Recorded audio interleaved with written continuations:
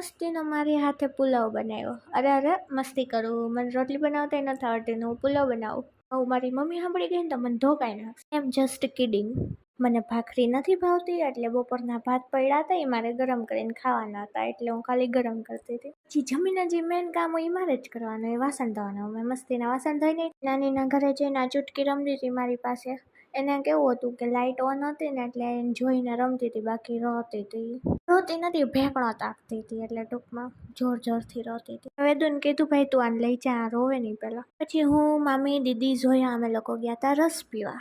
મસ્તીનો રસ પીધો, પછી આવ્યા. પછી અમે બધા એની ઘરે બેઠા, થોડીક વાર વાતું ચીતું મતલબ પંચાયત કરી નથી, નોર્મલ વાત કરી. પછી રીંગે આટો માર્યો. આજે તો મેં મસ્તીની નાની એવી કેન્ડી લીધી છે, જે જોઈને જેવું થાય કે જલ્દી ખાઈ જાય, એટલી મસ્તીની ક્યુટ કેન્ડી છે ને. મેં ખાધી ઘરે જઈને એવડી કેન્ડી. બસ આજ માટે આટલું જ. મળીએ કાલના બીજા મિની વ્લોગમાં. ટાટા બાય બાય, રાધે રાધે, જય માતા.